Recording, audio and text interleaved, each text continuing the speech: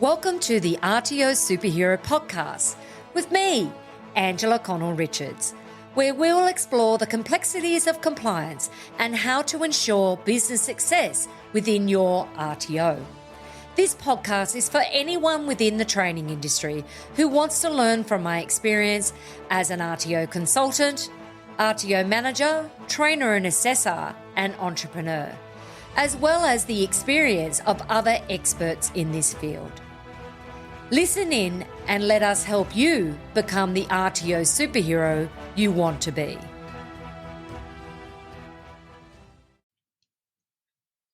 So, you've decided to launch an RTO. This is a big journey to go on when you decide you want to start an RTO. And for those that are on our podcast today who have been in the training industry for a while, you know how difficult it can be to maintain your ongoing compliance. Things have certainly changed a lot within the training industry with what are the requirements for setting up an RTO. And if you're even thinking about buying an RTO, the amount of work that is involved is about the same as setting up a new RTO. And we'll be covering that today in the podcast. So let's begin with what is an RTO? A registered training organisation can deliver nationally recognised training around Australia. They can issue certificates that are recognised across most countries around the world, and you'll have the ability to be able to apply for government funding and traineeships following 12 months of registration. You also have the opportunity to be able to meet industry needs and what are specifically are their needs within industry. You may also be interested in delivering training to international students, and that is where international students come into Australia and you're delivering training for them to then take back to their home country. This would be a CRICOS provider, so Commonwealth Register of Institutions and Courses for Overseas Students. The provider is responsible for reporting student attendance and academic monitoring to the Department of Human Affairs. With RTO registration, you can also offer nationally recognised training qualifications. There are some additional registration requirements for ELICOS courses if you decide you would like to deliver English language courses as well. So who is the regulatory body? The regulatory body is ASQA, the Australian Skills Quality Authority. They have strict requirements for submitting your application to the government. ASQA are responsible for auditing your organisations prior to gaining registration, and an authorised auditor from ASQA is responsible for auditing your organisation, or what now is called assessing your organisation. So they conduct an assessment. To find out more about ASQA, go to asqa.gov.au, asqa.gov.au. So the process for applying for registration with ASQA is quite extensive. ASQA are determining your capacity to deliver quality education. You need to ensure that you are ready to commence training with all the required resources at the time of submitting your application. There cannot be changes following submission. This includes your location, trainers, and training products. When you apply for initial registration, you need to demonstrate financial viability and also conduct a self-assessment of your capacity to become a registered provider. So what this means for you is you need to ensure that you are complying with the Vocational Education and Training Framework. So this includes the standards for registered training organisations, the Australian Qualifications Framework, fit and proper person requirements, financial viability risk assessment, and data provision requirements. And if you're going for CRICOS registration, you'll also need to comply with the Education Services for Overseas Act, ESOS Act, and the associated legislation under the ESOS framework. And this also includes the National Code of Practice for providers of education and training to overseas students. There are a range of ASQA forms that need to be completed as well. This includes a fit and proper person form, which is a form to identify every senior person within the organisation is able to demonstrate that they are a fit and proper person to be able to operate an RTO.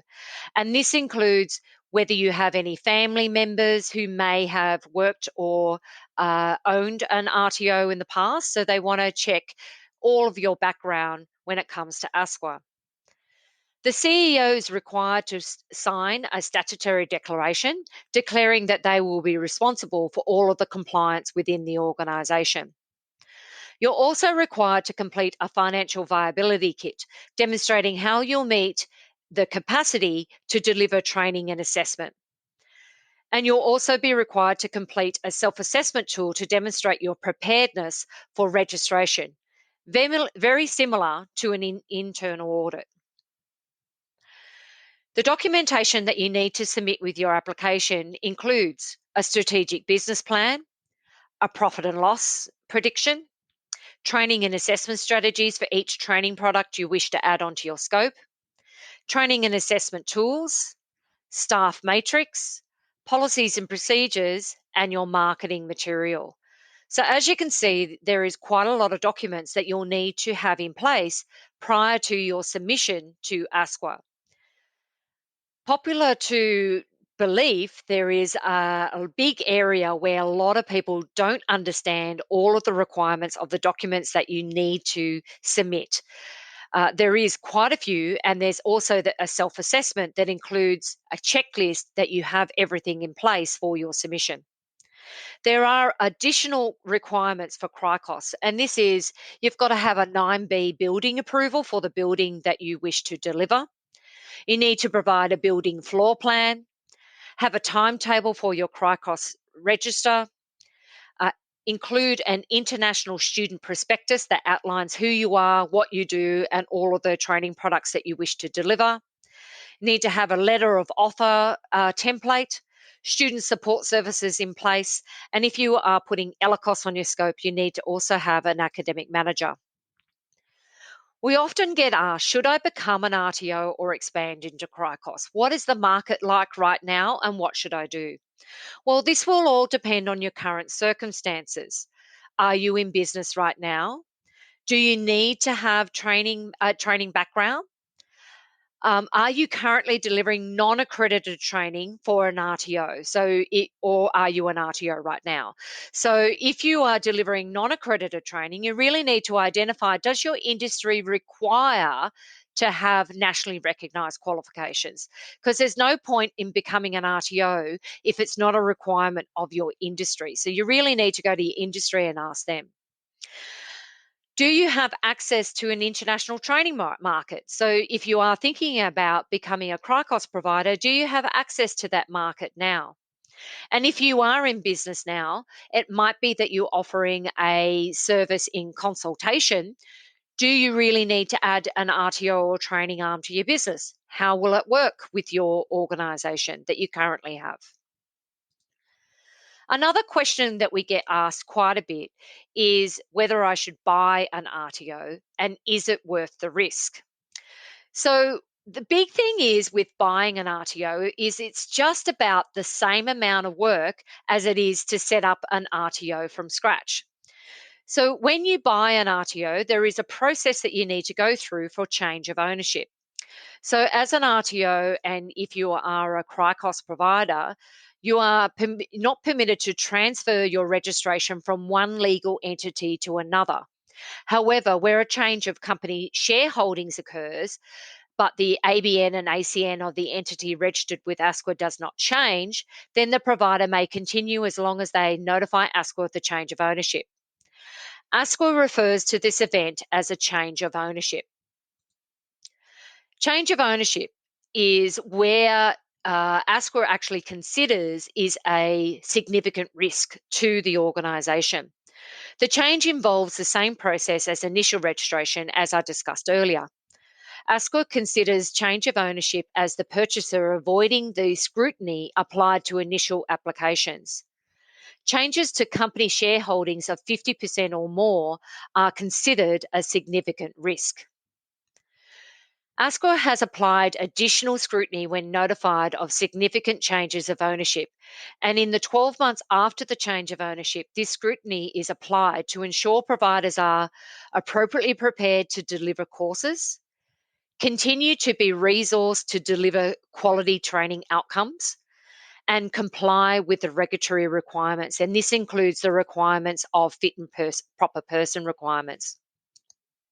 The process for change of ownership includes that both the current CEO and the future CEO are required to notify ASQA of their change of ownership within 90 calendar days. This includes the completion of a fit and proper person form for changes of 15% or more of change of ownership with shares. The new owner will be subject to a self assessment and a compliance assessment. If there is more than 50% of a change in ownership within the first 12 months, the new owners will be required to complete a financial viability risk assessment. They'll also be required to complete Section A of the self assessment tool for change of ownership. This must be included with your supporting evidence detailed in the tool. There are two versions of this tool, a standard version and a version for ELICOS providers, so you'll need to check these out. Where there is 100% change of ownership within a 12-month period, the training provider or their parent entity, ultimately the owner, has a change of ownership with 100% of the shareholdings over a 12-month period.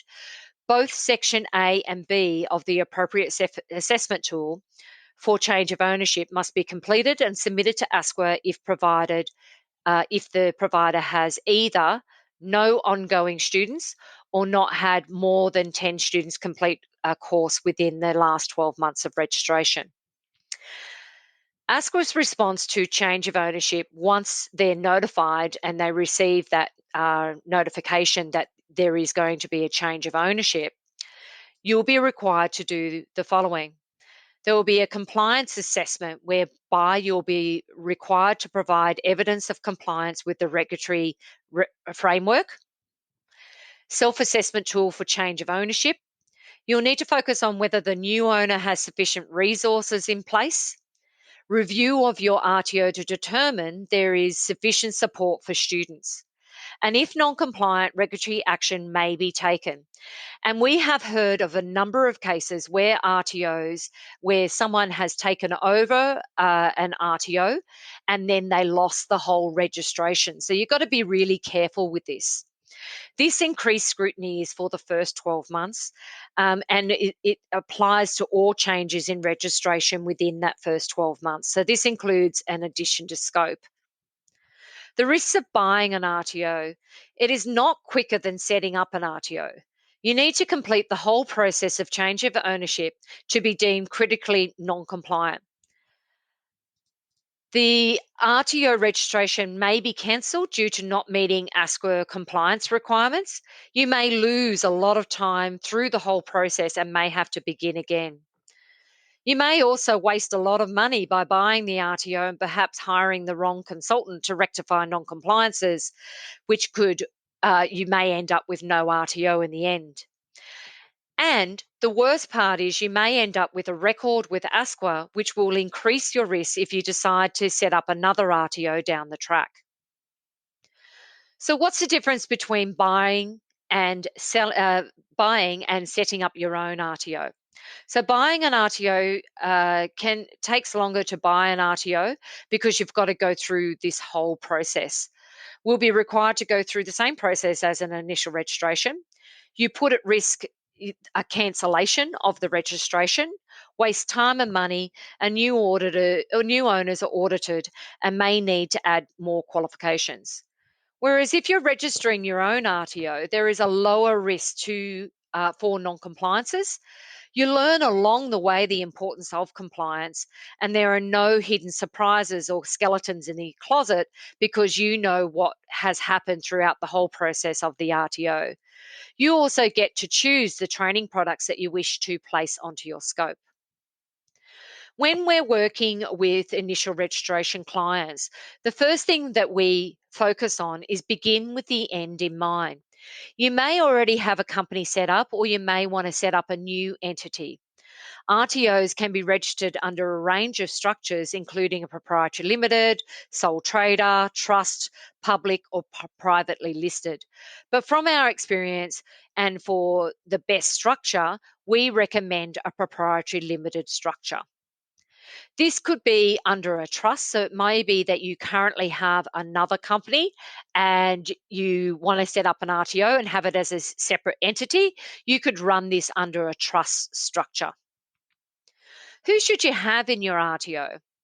We've helped many RTOs who are me and myself and I RTOs. So it might be just you running the organization.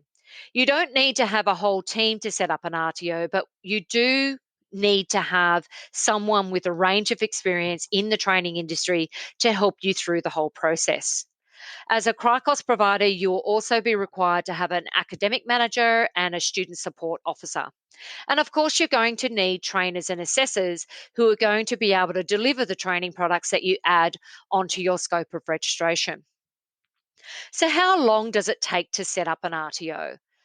According to ASQA, it can be anywhere between 12 and 18 months, and it just depends on where ASQA is at the time. Our process is for submitting an RTO application can be anywhere between 3 to 6 months.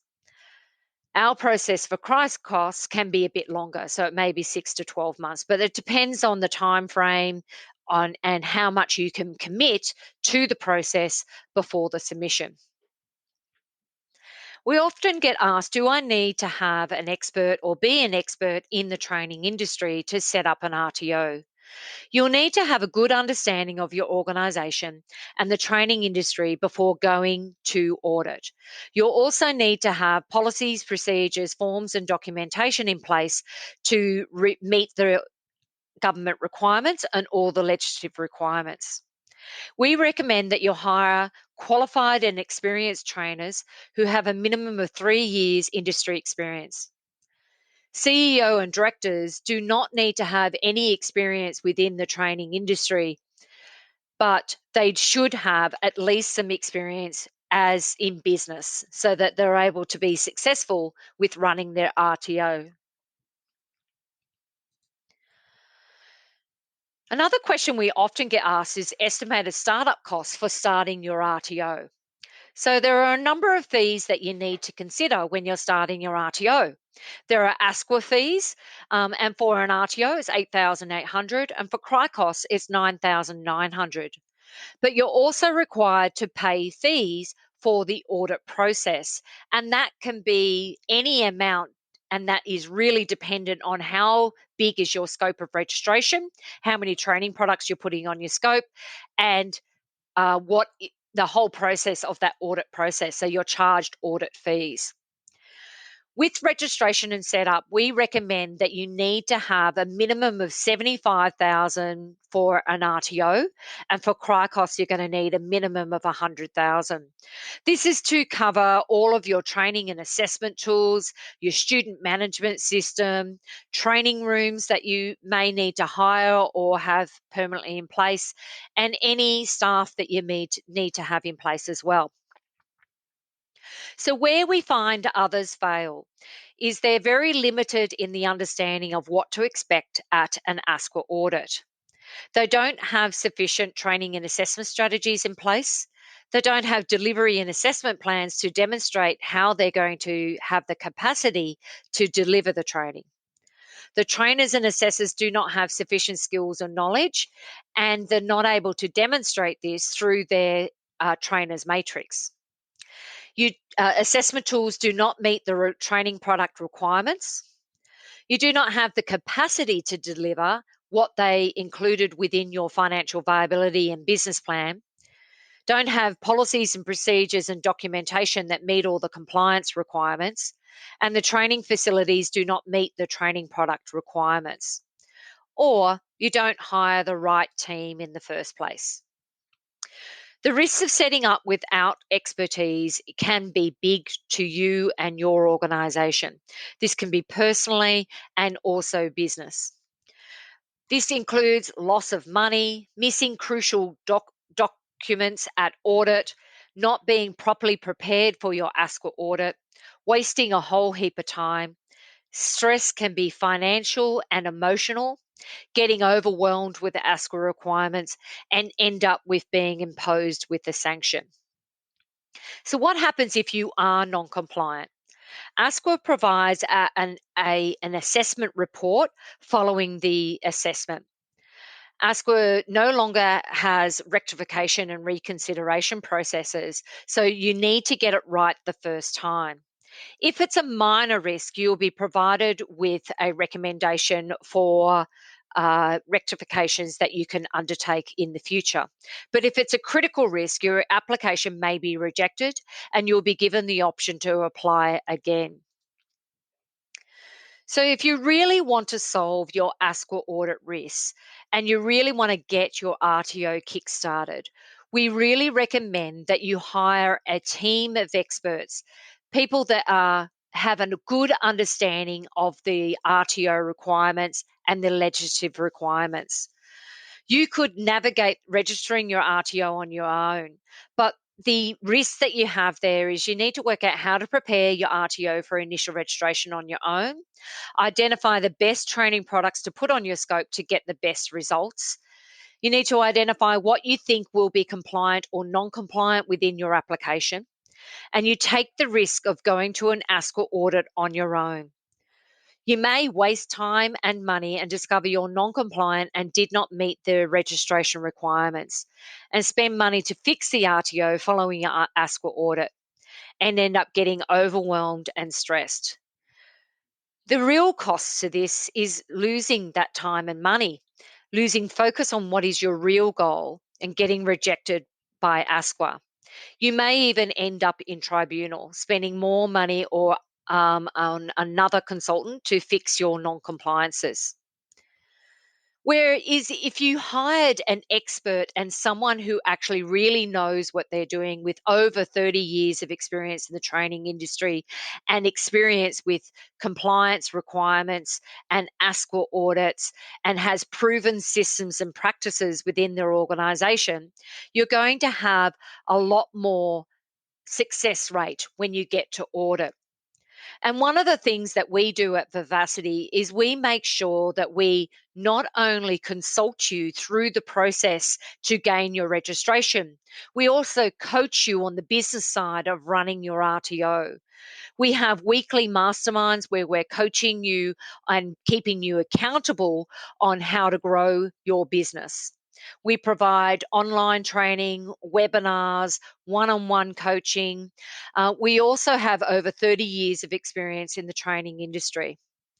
We have extensive experience in writing policies, procedures, and documentation to meet the compliance requirements, which is going to be crucial moving into the future because the standards are set to change. We are undergoing a vet reform at the moment, and all of the legislation will be changed. Some of the things that you need to be aware of when you're hiring a RTO consultant is to make sure that there are no hidden fees. This is one thing we're proud of at Vivacity. We are transparent when it comes to our fees, and your expenses are genuinely what we want to do is to save you money. When we work with our clients, we provide you with training and expert support, weekly calls from our client liaison officer, monthly webinars on how to implement the policies and procedures within your organisation, and we also prepare you for your ASQA audit. We have a range of online courses that we offer that also guides you and coaches you through the whole process. I implore you, if you are looking at setting up an RTO, that you get an expert on your side, someone that can help you that has a systematic approach to gaining your registration, including industry recognized leader on your side and expertise in the industry to get you through quicker. We can get you started straight away, but you need to really look at who is the ideal consultant for you. Who's going to be your dream team when it comes to setting up an RTO? Do they have the experience? Do they have the knowledge? Do they have the connections where they can connect you with other suppliers within the industry? So that is my how to launch an RTO. There is a lot of processes in there that you need to have in place, including making sure that you have all of the policies, procedures, forms, and documentation. You need to have a strategic business plan, a training and assessment strategy for each training product you wish to have on your scope.